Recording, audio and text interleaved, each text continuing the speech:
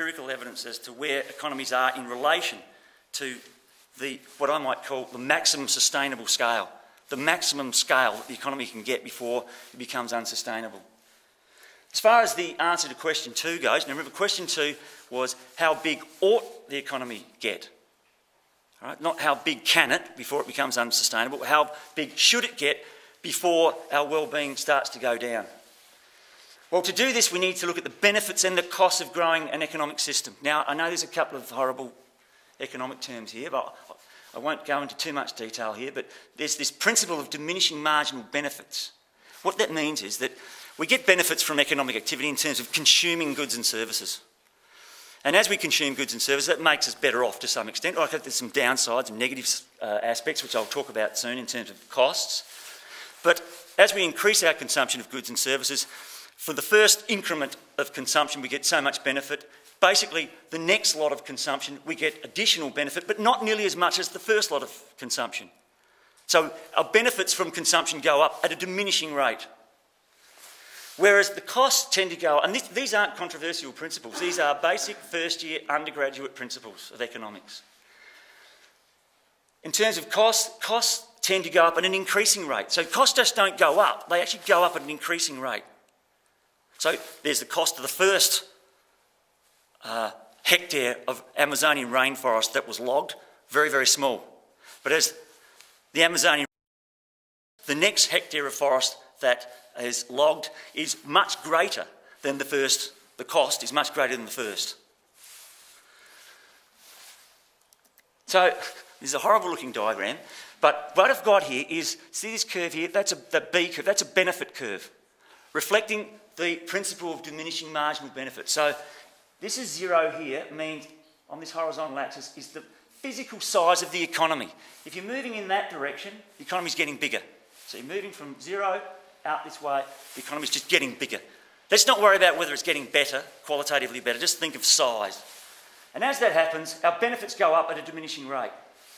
But our costs, now there's talk about whether or not there's some diminishing marginal cost to begin with, but that's not that relevant. Eventually, there's this principle of increasing marginal cost takes over. So the cost curve goes up at an increasing rate, then becomes vertical. What I've got here as SS is, for a given amount of human know-how, the biggest the scale the economy can get and still be sustainable. That is, that SS represents the largest scale the economy can get without violating those 3 precepts that I was talking about.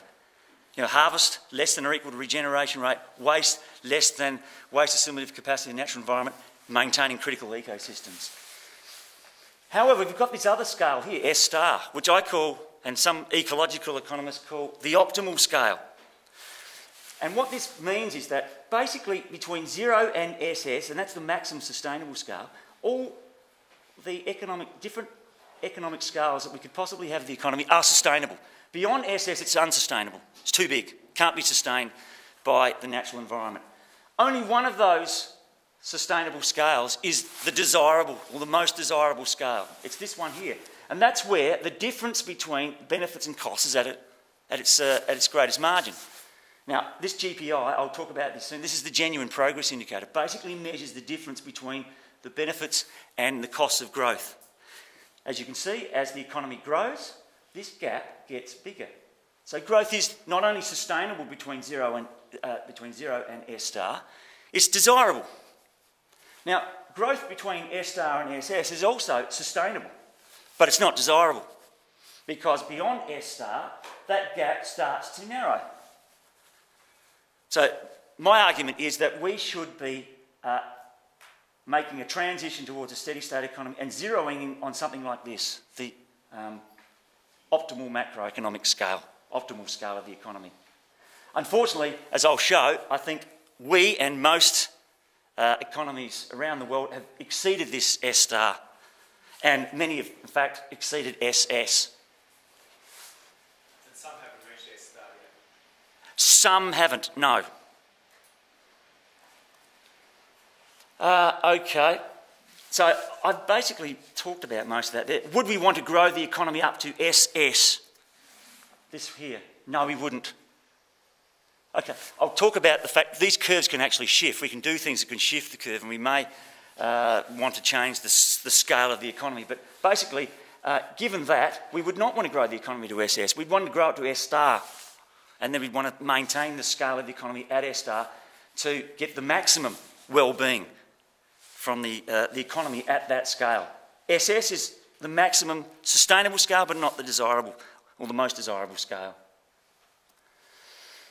Okay, so that S star is effectively the economic limit to growth. So this S star, sorry, is the economic limit to growth. SS, sorry, represents the ecological limit to growth. Now, okay, this is where it gets a little bit more, and then we get into the empirical stuff, okay?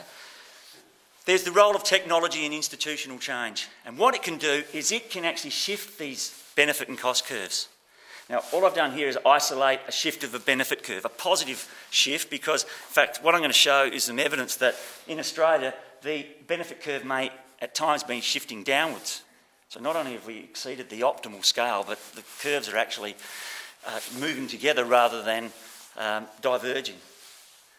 And as you can see here, when the benefit curve shifts up, it is possible for the optimal scale to increase. In other words, it's beneficial to grow the economy somewhat, and you get an increase in well-being. The genuine progress indicator rises.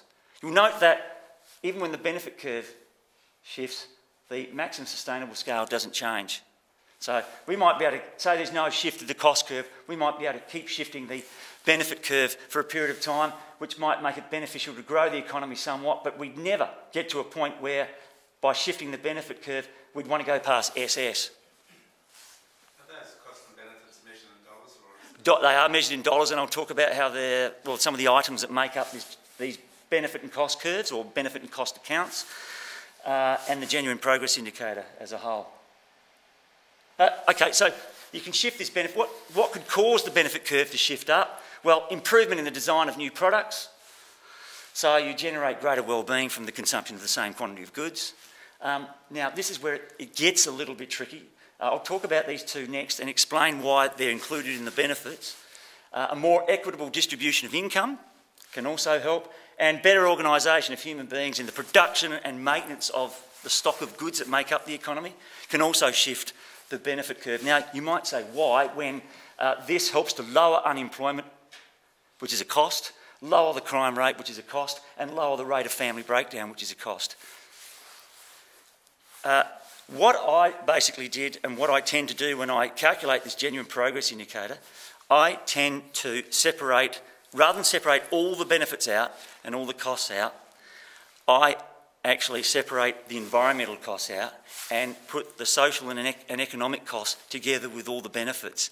Now, the reason why I do that will become a bit more obvious later, but it sort of better reflects what the economic process is all about. And that is, the economic process starts with natural capital, right? Our forests, our fisheries and so on. We extract resources to produce the goods and services that give us the benefit. But along the way, firstly, we add value at each stage of the economic process, but also along the way, we incur certain types of costs. We have to engage in work that we may not like, and we have to be compensated for it. A wage is a form of compensation, apart from anything else, not just income to be able to consume goods and services. So as the resources are extracted and they're sold to resource buyers, who then use it to produce goods, which then go to the wholesaler, to the retailer, then to the ultimate consumer. Okay. What the seller of the resource and the good and whatever receives is exactly equal to what the buyer pays. And at each stage through the economic process, that amount goes up, and it reflects the value that's being added along the way.